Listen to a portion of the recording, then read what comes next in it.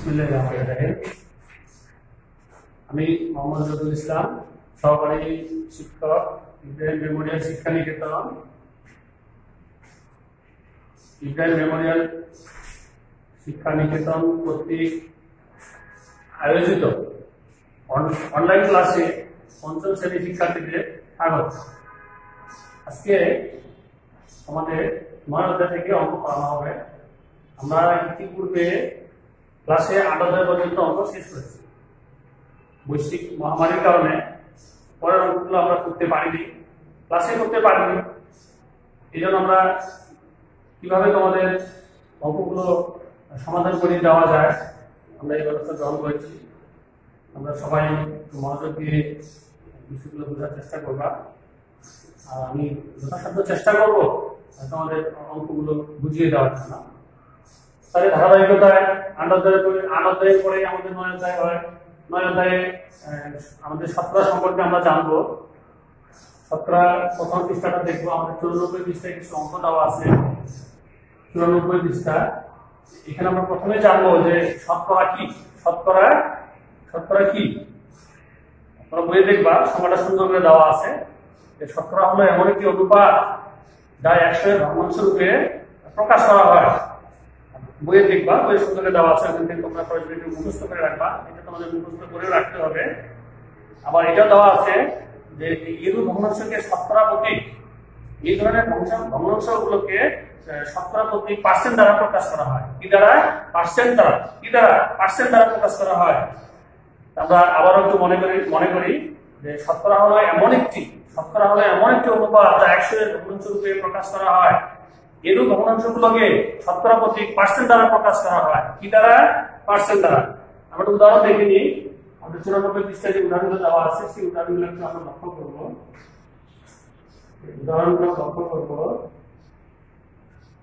উদাহরণ 1 দেখি।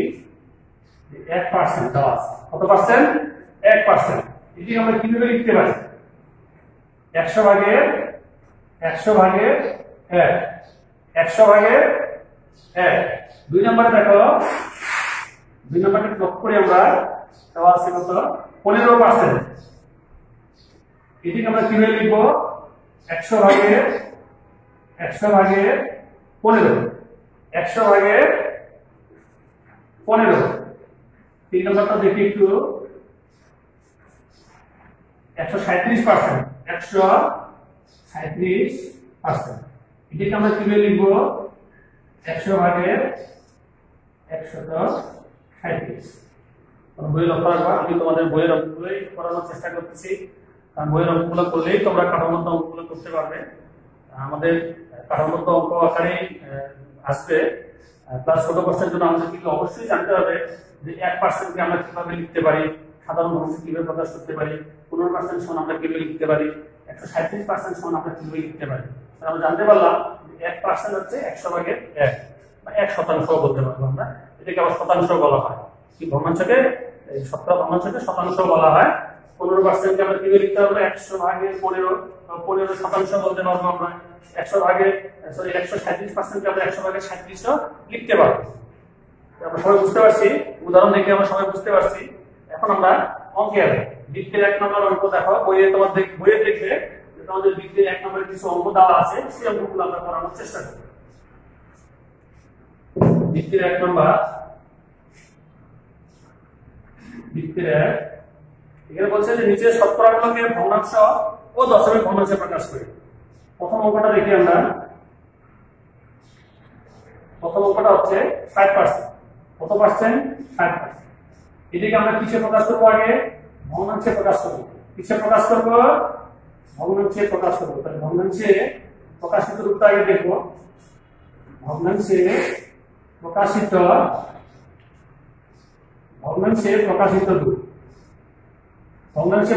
রূপ। 60% সমান আমরা কি লিখতে পারবো? আমরা এর আগে উদাহরণে জানতে পারছি যে আমরা কি 100 ভাগের কত লিখতে পারবো? 60 লিখতে পারবো। 100 ভাগের 60 লিখতে পারবো। এটাকে আবার আমরা কিসে প্রকাশ করবো? 60% কে কিসে প্রকাশ করবো? দশমিকে প্রকাশ করবো। দশমিকে প্রকাশিত রূপ। দশমিকে প্রকাশিত রূপ। দশমিকে প্রকাশিত রূপ 60% সমান কিভাবে লিখতে পারবো দশমিকে আমরা এখান থেকে বুঝতে পারবো যে 60% অর্থাৎ 60% আমরা কিভাবে লিখবো 0.6 হয় দশমিকের পরে পূর্ণ সংখ্যা থাকলে দশমিকের পরে পূর্ণ সংখ্যা থাকলে আমরা সাধারণত শূন্যটাকে লিখি না বা লিখলে কোনো সমস্যা হয় না এইভাবে লিখতে হবে এটা লিখতে পারবো লিখলে কোনো সমস্যা হবে না 2 নম্বরে আসি 2 নম্বরে দেখবো 2 নম্বর অঙ্কটা দেওয়া আছে 34% কত পার্সেন্ট 34% এটাকে আমরা কি করবো আগে ভগ্নাংশে প্রকাশ করব কিসে প্রকাশ করব ভগ্নাংশে প্রকাশ করব ভগ্নাংশে প্রকাশিত রূপ কত হচ্ছে 34% সমান আমরা কি লিখতে পারবো 100 ভাগের 34 কত লিখতে পারবো 100 ভাগের 34 তো 34% এটাকে যদি আমরা দশমিকে প্রকাশ করি দশমিকে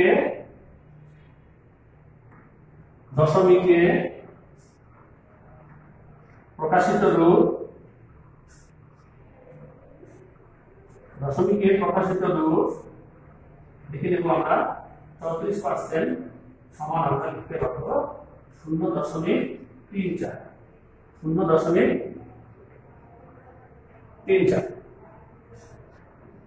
বুঝতে পারছি আর 3 নম্বরে আসি 3 নম্বর অঙ্কটা একটু দেখবো আমরা 3 নম্বর অঙ্কটা কি দেওয়া আছে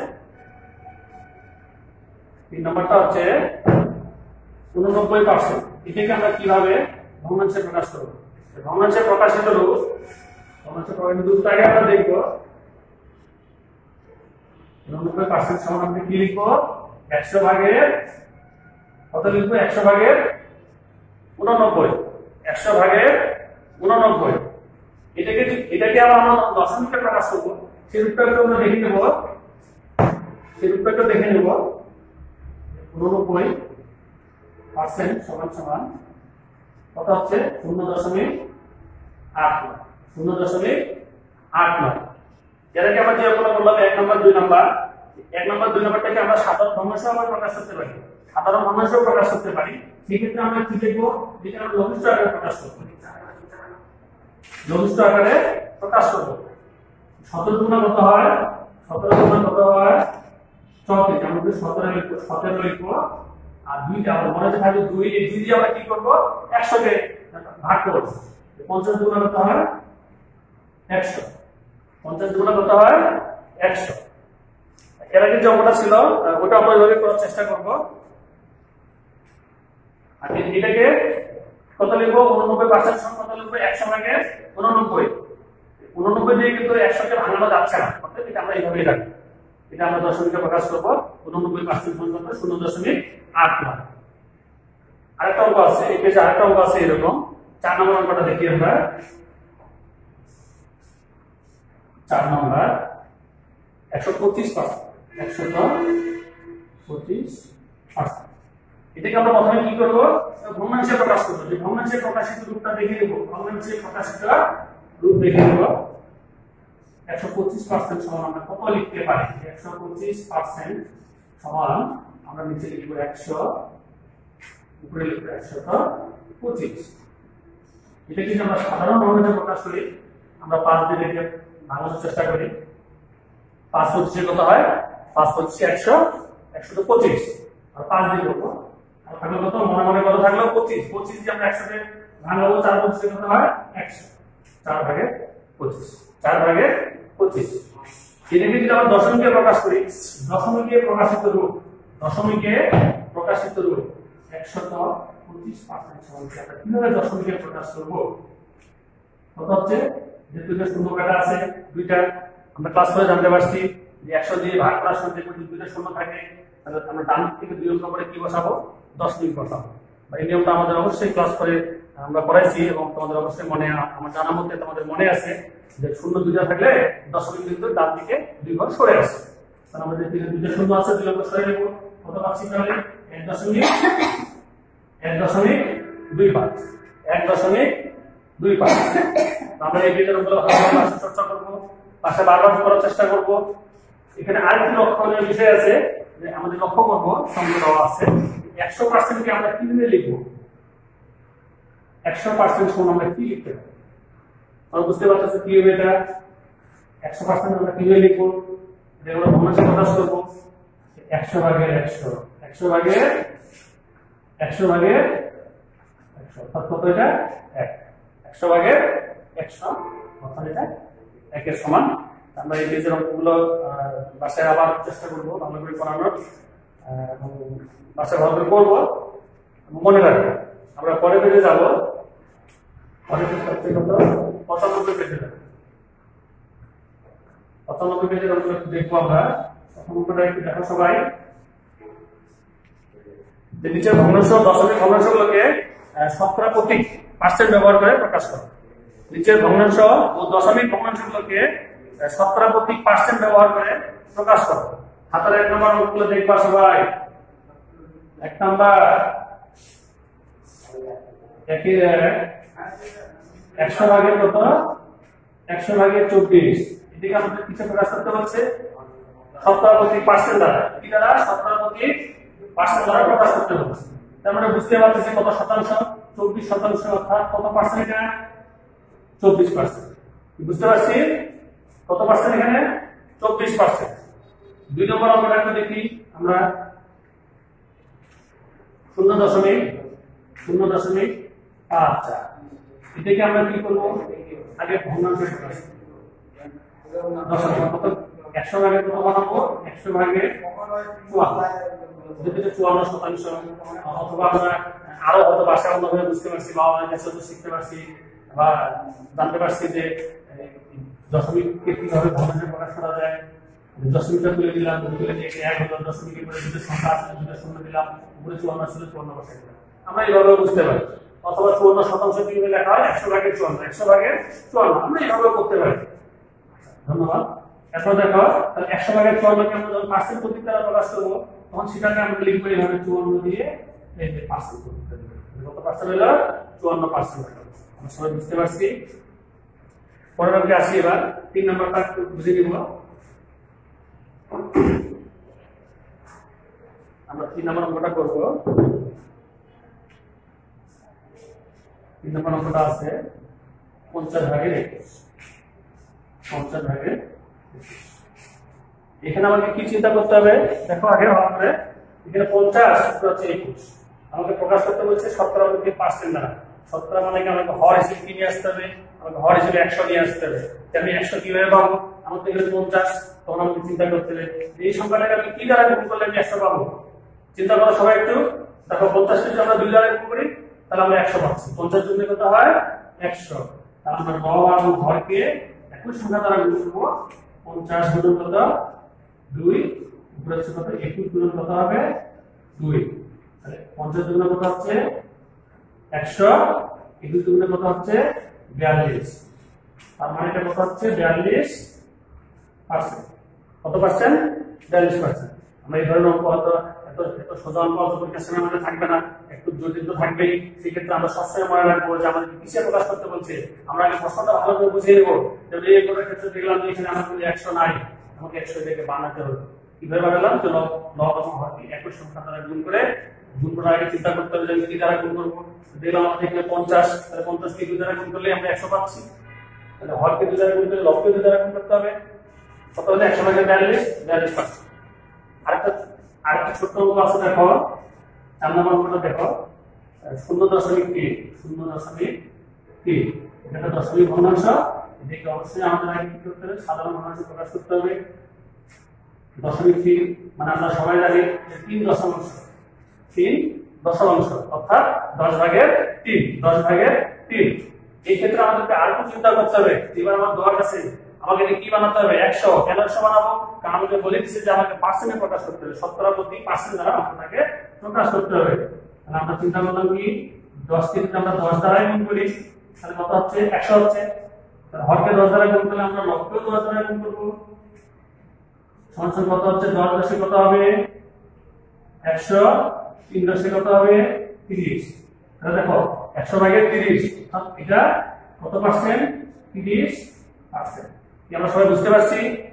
বুঝতে পারলে আমাদের তো ফোন নাম্বার দেওয়া থাকে, তোমাদের কাছে ফোন নাম্বার দেওয়া আছে, ফোনের মাধ্যমে ফোন করে আমার কাছে এই বিষয়গুলো জানতে পারবে। 5 নাম্বার দেখি, 5 নাম্বার আমরা একটু বোঝার চেষ্টা করি। 0.03 0.03 আমরা বুঝতে পারছি। আমরা স্থানীয় মান করছি, ক্লাস 4 করছি। দশমিকের পরের সংখ্যাকে বলা হয় কি? দশমাংশ। তারপরের সংখ্যাটাকে আমরা কি বলি? শতাংশ। তাহলে এখানে কয় শতাংশ বলতো? এখানে 3%, অর্থাৎ 100 ভাগের 3, অর্থাৎ 100 ভাগের 3। এখানে কিন্তু দেখো এখানে 100 আমাদের এমনিতে চলে আসছে, এটাকে আর কোনো কিছু বানাতে হলো না, 100 কেজি পেয়ে গেছি। তাহলে আমরা পাশে কি কত পার্সেন্ট লিখতে পারবো? কত পার্সেন্ট লিখতে পারবো? 3% লিখতে পারবো। অর্থাৎ 100 ভাগের 3, 3টাকে আমরা 3% আকারে লিখতে পারবো। আমরা আজকে শতকরা সম্পর্কে জানতে পারলাম, শতকরা প্রতীক সম্পর্কে জানতে পারলাম। আমরা শতকরাকে কিভাবে ভগ্নাংশে প্রকাশ করতে পারি, সাধারণ ভগ্নাংশে প্রকাশ করতে পারি, দশমিকে কিভাবে প্রকাশ করতে পারি, আমরা এগুলো জানতে পারলাম। আবার মানে ভগ্নাংশকে কিভাবে শতকরা প্রতীক দ্বারা প্রকাশ করতে পারি, আমরা এগুলো জানতে পারলাম। এর পাশাপাশি আজকে আমরা আরেকটি অঙ্ক শিখবো। লক্ষ্য করো, 95 পেজে আরেকটি অঙ্ক আছে, সেটা একটু দেখবো আমরা। এটা থেকে আজকে আমরা শেষ করবো। 95 পেজে বৃত্তের 2 নম্বর অঙ্কটা একটু আমরা লক্ষ্য করবো। বৃত্তের 2 নম্বর অঙ্ক কি বলছে অঙ্কটা? যে কোনো বিদ্যালয়ের পঞ্চম শ্রেণীর মোট 30 জন শিক্ষার্থীর মধ্যে 12 জন হচ্ছে ছাত্রী। 30 জনের মধ্যে 12 জন ছাত্রী, মোট শিক্ষার্থী শতকরা কতজন ছাত্রী? অর্থাৎ এই অঙ্কটাকে আমরা শতকরা প্রকাশ করবো, মানে 100 জনের মধ্যে কতজন ছাত্রী সেটা আমরা প্রকাশ করবো। সমাধান লিখি।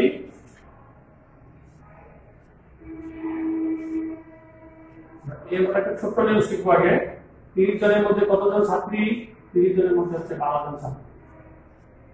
আমরা এটাকে 100 বানানোর চেষ্টা করবো, যেহেতু আমরা শতকরা প্রকাশ করবো বা শতকরা প্রকাশ করতে বলছে, আমরা এটাকে 100 কিভাবে আমাদের সেই চেষ্টা করবো। আমরা দেখলাম নিচে আমাদের 30 এর গুণিতক 30, 60, তারপর 90, 120, আমরা 100 পাচ্ছি না। সেক্ষেত্রে আমরা কি করবো? এই সংখ্যাটাকে লঘিষ্ঠ আকারে প্রকাশ করবো। কি করবো? লঘিষ্ঠ আকারে প্রকাশ করবো। আমরা মনে মনে গুণ করি, কাটাকাটি করি। 6 দুগুণে কত হয়? 12, 6 দুগুণে কত হয়? 12, 6 থাকলে 6 দিয়ে 30 কে ভাগ করবো, 5 6 কত হয়? 30, 5 6 কত? 30। কেন এরকম করবো? কারণ আমরা 5 দ্বারা এইভাবে সংখ্যাটাকে লঘিষ্ঠ আকারে করলে 5 পাচ্ছি, আর 5 এর গুণিতক কিন্তু 100, তাহলে আমরা 100 পাচ্ছি। তাহলে আমরা শতকরা প্রকাশ করতে পারতেছি। এটাকে আমরা কি করব? 20 দ্বারা গুণ করব। হরকে 20 দ্বারা গুণ করলে আমরা 100 পাচ্ছি, 5 করে 100। হরকে 20 দ্বারা গুণ করলে লবকেও কি করব? 20 দ্বারা গুণ করব। 5 করে কত হয়? 100। 20 গুণে কত হয়? 40। আমরা কত পাচ্ছি? 40%। বুঝতে পারছি? তাহলে মোট শিক্ষার্থী শতকরা কতজন ছাত্রী? 40% ছাত্রী। কতজন ছাত্রী? 40% ছাত্রী। এই অঙ্কটা যদি আমরা বুঝতে সমস্যা হয়ে থাকে, সেক্ষেত্রে আমরা আরেকটা নিয়ম নিতে পারি। কথা ব্যবহার করে আমরা কিভাবে অঙ্কটা করতে পারি? আমরা এই অঙ্কটাকে কথা ব্যবহার করে করার চেষ্টা করব। আমরা প্রথমে লিখব যে 30 জন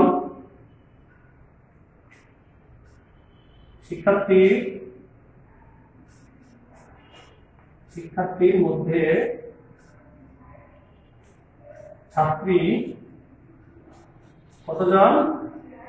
12 জন। 30 জন শিক্ষার্থীর মধ্যে ছাত্রী কতজন? 12 জন। 30 জনের মধ্যে 12 জন এখন আমরা কি করবো? একজনের মধ্যে বিয়োগ করবো।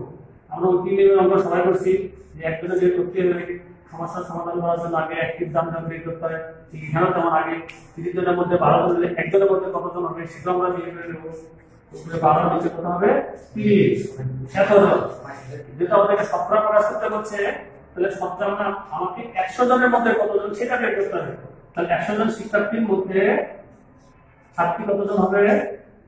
12 গুণন 100।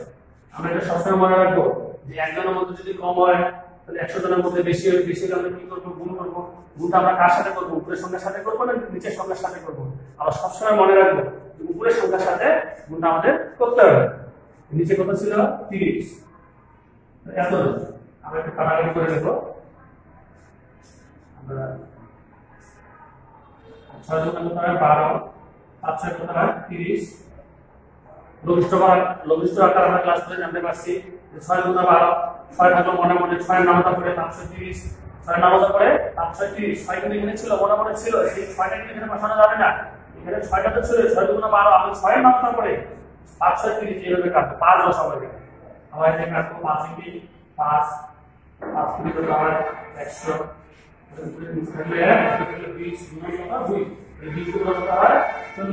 40 জন ছাত্র তাহলে 17 কতজন ছাত্রী এলাম তো চেষ্টা করবো বইয়ের সাথে মিল রেখে আমরা অতএবটা লেখার চেষ্টা করবো যে মোট শিক্ষার্থী 40 জন হচ্ছে ছাত্রী সবাইকে ধন্যবাদ সবাই ভালো থাকো সুস্থ থাকো আল্লাহ হাফেজ